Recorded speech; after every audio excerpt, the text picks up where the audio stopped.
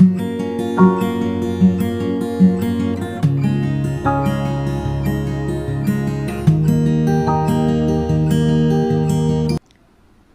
Students, आपने वो कहानी तो सुनी ही होगी, चिड़िया और जाल वाली, जिसमें एक बहेलिया आता है और वो दाने बिखेर देता है और अपनी जाल फैला देता है और दाने देखकर कबूतर दाने खाने की लालच में उस जाल में फंस जाते हैं। फिर सभी कबूतर अपने आप को मुसीबत में देखकर सोचने लगते हैं कि अब इस मुसीबत से हम कैसे निकलें। तभी एक बूढ़ा कबूतर ने सबको बताया कि देखो, मुसीबत में घबराना नहीं चाहिए, बल्कि सभी एक साथ मिलकर जोर लगाओ और इस जाल को लेकर ऊपर उड़ जाओ। सभी ने बूढ़े कबूतर की बात मान ली और जाल लेकर ऊपर आकाश में उड़ गए और फिर उड़ते उड़ते वो अपने दोस्त चूहे के पास गए। चूहे ने जाल को काट दिया और सभी कबूतर जाल से आज़ाद हो गए। तो इस तरह से इस कहानी से हमें क्या सीख मिलती है बच्चों, कि हमें कभी भी मुसीबत में अपना धैर्य नहीं खोना चाहिए, बल्कि मिलजुल कर मुसीबत का सामना एकता और शक्ति के साथ करना चाहिए। तो आज का हमारा चैप्टर है स्टूडेंट्स, एकता में बल। आज हम लोग क्लास 3 के चैप्टर 3 एकता में बल कहानी को पढ़ते हैं, जो कि बहुत ही इंटरेस्टिंग है। तो शुरू करते हैं हम लोग अपना पाठ। दीनदयाल एक बहुत ही परिश्रमी किसान था। परिश्रमी मीन्स मेहनती। वह एक गांव में रहता था। उसके 4 पुत्र थे। वे बड़े आलसी थे। वे प्रातः मीन्स सुबह, वह सुबह में देर से सोकर उठते थे। कभी खेलते तो कभी नीम की ठंडी छाया में सो जाते। ये चारों आपस में झगड़ा किया करते थे। छोटी सी बात पर भी आपस में तू मैं करते थे। तू मैं मीन्स बहस। तो छोटी छोटी बातों पर ये आपस में बहस किया करते थे और कभी कभी तो गुत्थम गुत्ती भी कर लेते थे, यानी आपस में मारपीट भी कर लेते थे। दीनदयाल इन चारों से बहुत दुखी थे।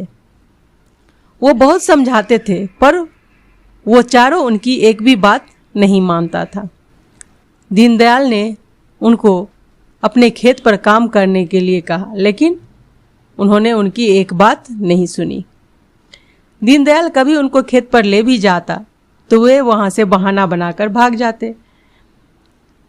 अब क्या हुआ कि दीनदयाल धीरे धीरे बहुत बूढ़ा हो चुका था। एक दिन वह बहुत बीमार हो गया। ऐसा बीमार हुआ कि उसके बचने की कोई उम्मीद ही नहीं रह गई। मरने से पहले उसने अपने चारों बेटे को अपने पास बुलाया समझाने के विचार से, यानी मरने से पहले वो अपने बच्चों को समझाना चाहता था कि वो अपनी जीवन शैली को बदल लें। चारों पुत्र बीमार दीनदयाल के समीप आ गए और जब चारों बेटे दीनदयाल के नज़दीक आए तो दीनदयाल ने उनके सिर पर हाथ फेरकर कहा।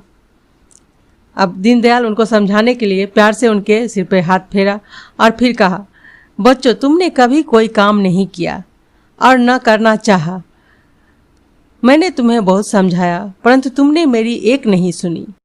एक नहीं सुनी मतलब कि कभी भी किसी की बात नहीं मानना। तो दीनदयाल ने कहा कि मैंने तो तुम्हें कई बार समझाया, लेकिन तुम लोगों ने मेरी एक भी बात नहीं मानी और अब मैं मरने वाला हूँ, तो अब मुझे इस बात की चिंता हो रही है कि मेरे मरने के बाद तुम लोगों का क्या होगा। अब मैं इस संसार से चला जाऊंगा। मैं तुम लोगों को ये बात समझाना चाहता हूँ ताकि मेरे मरने के बाद तुम्हें कोई दुख ना हो, क्योंकि मैं इस संसार से चला जाऊंगा। संसार मीन्स दुनिया, विश्व। यदि तुम मेरा एक छोटा सा काम करोगे तो मैं इनाम में तुम्हें बहुत सा धन दूंगा। तब किसान ने अपने बेटों को समझाया कि मेरा एक छोटा सा काम यदि तुम कर दोगे तो मैं तुम्हें इनाम में बहुत सारा धन दूंगा। इनाम मीन्स क्या होता है? पुरस्कार। किसान ने पहले से पतली पतली सूखी लकड़ियों का एक छोटा सा गट्ठर बनाकर अपने पास रखवा लिया था। छोटी छोटी लकड़ियों का गट्ठर आपने देखा होगा, दतवन जिसे हम लोग मुंह धोते हैं, उसी टाइप का, उससे थोड़े साइज में बड़ा बड़ा लकड़ी का टुकड़ा ले लेकर उसका एक बड़ा गट्ठर बनवाकर दीनदयाल ने अपने पास पहले ही से रखवा लिया था। किसान ने अपने पुत्रों से कहा, तुम में से जो लकड़ियों के इस गट्ठर को तोड़ देगा उसे मैं अपना सारा धन दूंगा। तब किसान ने अपने चारों बेटों को लकड़ियों का वो गट्ठर दिया और कहा कि तुम में से जो इस गट्ठर को तोड़ देगा उसे मैं अपना सारा धन दे दूंगा।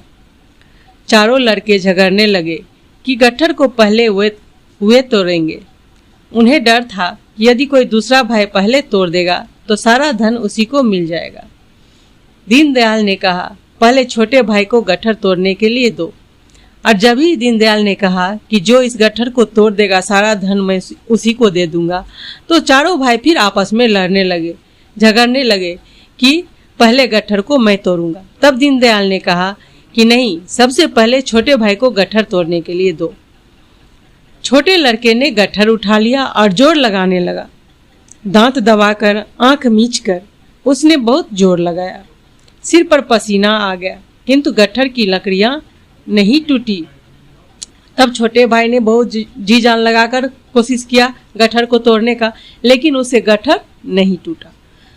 उसने गट्ठर अपने से बड़े भाई को दे दिया। तब छोटे ने गट्ठर अपने से थोड़ा बड़ा जो था, यानी तीसरा नंबर का भाई, उसको दे दिया। उसने भी जोर लगाया, परंतु वह भी नहीं तोड़ सका। इस तरह से फिर तीसरे नंबर वाले बेटे ने भी उस गट्ठर को नहीं तोड़ा। इस प्रकार सभी लड़कों ने बारी बारी से बहुत जोर लगाया, परंतु कोई इसे तोड़ने में सफल नहीं हुआ। इस तरह से किसान ने बारी बारी से उस गट्ठर को सभी लड़के को दिया, परंतु उस गट्ठर को कोई भी लड़का तोड़ नहीं पाया। दीनदयाल ने गट्ठर खोलकर एक एक लकड़ी सबको दे दी। इस बार सभी ने लकड़ियों को झटपट तोड़ दिया। तब दीनदयाल ने क्या किया, उस गट्ठर को खोल दिया। अब गट्ठर की एक एक लकड़ी चारों लड़कों को दे दिया, लेकिन इस बार चारों ने फटाफट तोड़ दिया लकड़ियों को। अब दीनदयाल बोला, देखो बच्चों, ये लकड़ियां जब तक एक साथ थी तुम में से कोई इन्हें तोड़ नहीं सका, और जब ये अलग अलग हो गई तो तुमने सरलता से सबको तोड़ डाला। तब किसान ने अपने बेटों को समझाया कि देखा किस तरह से जब तक सारी लकड़ियां एक साथ एक गट्ठर में थी तब तक तुम में से किसी ने भी इसे तोड़ने में सफलता प्राप्त नहीं की। जब ये सारी लकड़ियां अलग अलग हो गई तो तब तुम सब ने इसे बहुत ही सरलता से तोड़ दिया। तब किसान ने अपने बेटे को समझाया कि यदि इसी प्रकार तुम लोग आपस में झगड़ते रहोगे, आलस्य करोगे, अलग अलग रहोगे, तो दूसरे लोग तुम लोगों को तंग करेंगे और दबा देंगे। यदि तुम लोग परस्पर मिलकर परिश्रम से कार्य करोगे तो कोई शत्रुता करने का साहस ही नहीं करेगा। तब किसान ने अपने बेटे को समझाया कि अगर तुम लोग इसी तरह से लड़ते झगड़ते रहोगे तो कोई भी तुम लोगों को आसानी से दबा देगा, तुम्हारा सब कुछ हथिया लेगा।